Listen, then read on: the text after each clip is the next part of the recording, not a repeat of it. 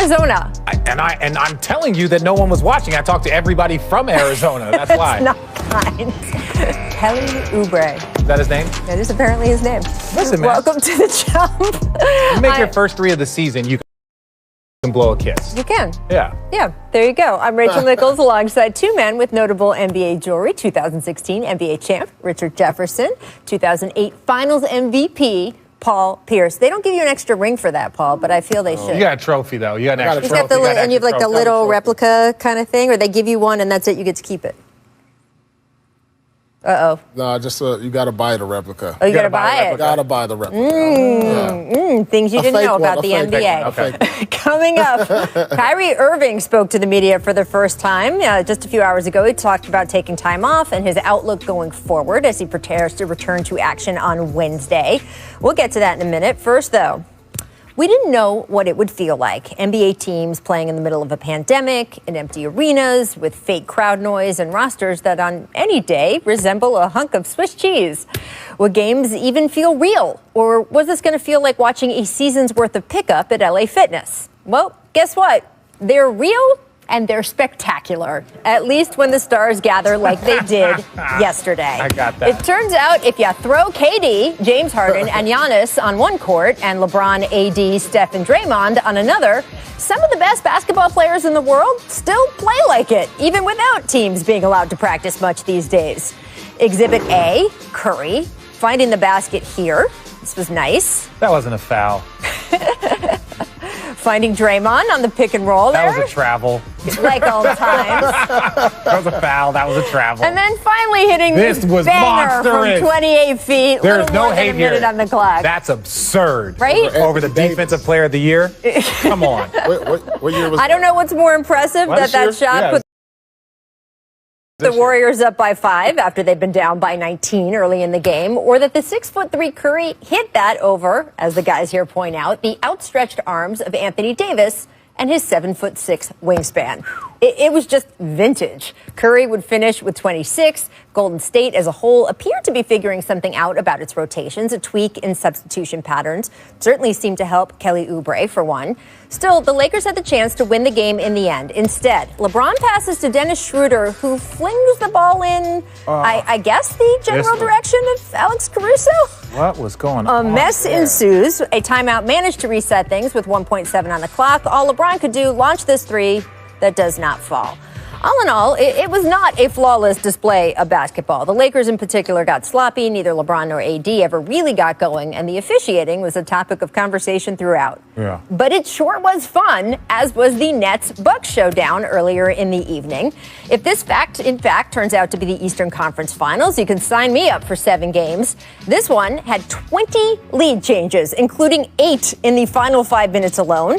Giannis had a strong game overall, finishing with 34 points, 12 rebounds, and 7 assists, although the Nets took the book on defending him to an extreme. You know how most teams give Giannis space from deep? Well, Brooklyn gave him basically an entire county, averaging 15 feet of pad, the most any player has been afforded from 3 since Second Spectrum began tracking this stuff 8 seasons ago.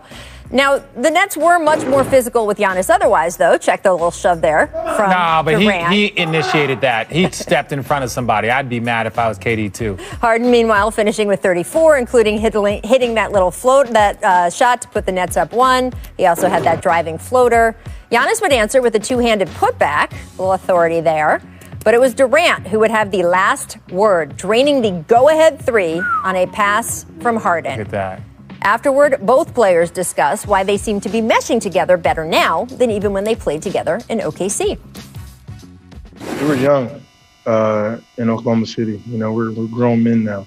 You know, we know what we want. We really know the game of basketball now. You know, we're not those young guys that just run around and want to just shoot and dunk all day. We've been through a lot in this league, experienced a lot, and for us to bring it together now and combine what we've learned over this time and try to play great basketball, I think it was pretty seamless for us. Yeah, it is nice when the NBA looks like the regular NBA, with fans screaming and arenas full of energy and players who can take the court each night without someone sticking a Q-tip up their nose 3 times a day. But as we saw yesterday, anyone who tells you what's going on this season isn't real basketball is missing just how much spectacular there still is to see. So we will get to Kyrie's sound in a moment, but from last night's Nets win, Paul, what was your biggest takeaway? Man, this is scary. I'm not even on, because look, they're only 2 games in. They beat the top seed in the Eastern Conference, and they haven't even got their chemistry together yet. I mean, yeah, they're scoring points and getting assists. They're turning the ball over a lot. So you got to expect those to come down in the next few weeks as they get to know one another, as they implement Kyrie Irving. But, man, like I said earlier, it's like having Jordan and Jordan on the same squad. It's like, who's number 2? No, I kid you not. I mean, seriously. With all due respect to the 2-time MVP, the 2 best players in the Eastern Conference are on the Nets, right? And it's James Harden and it's Kevin Durant. And mainly the reason why I say that is not because of Giannis' defense and all that. It's more because when it comes down to the last 30 seconds of a game and you're in the postseason or you're in a moment where you need it, they have the 2 best players in the conference when it comes to knocking that down. So the postseason is going to be... Could be 3 with Kyrie. Oh, well, yeah. Well, obviously, when you talking about the last 30 seconds, Kyrie talking about, I finally have somebody that can knock down that shot. Well, congratulations. Now you got 2 of them. Now you got 2. Now you got 2 of them. And look, this is the problem, too. You talk about the end of a playoff game. I mean, we're skipping some steps here, obviously, but you talk about the end of the playoff game with Giannis. I mean, you guys always tell me a big man, that's a tough position to put a big man in, to be depending on him finishing, especially if he's struggling at the free throw line.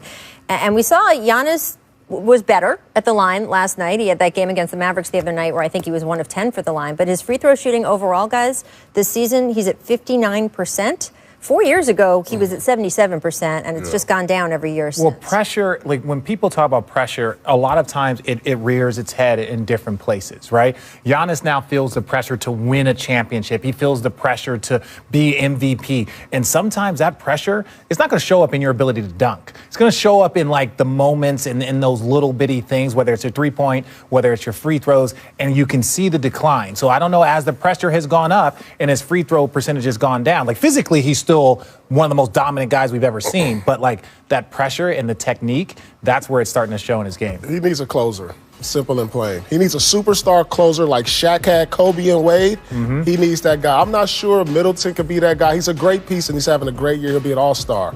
But we saw how they struggled down the stretch. And if Giannis can't make free throws or hit perimeter shots consistently down the stretch, then who's going to be that guy? And that's why I just don't have faith. Regardless of Milwaukee Bucks, they may finish first in the conference. I just don't have faith in them come playoff time because of that. And look at that shot. Now, this is the thing. Milwaukee Bucks fans, we're not saying that your team isn't great. We're not saying that you can't get to the conference finals. We're not saying that you can't win a championship. You guys are just talking about the most elite level. These guys are champions. They're talking about that nuance of the most elite. That's what you need to win. Well, let's just say the last 2 shots, right? The last 2 shots of that game were taken by Chris Middleton, who's a very, very good player, an all-star.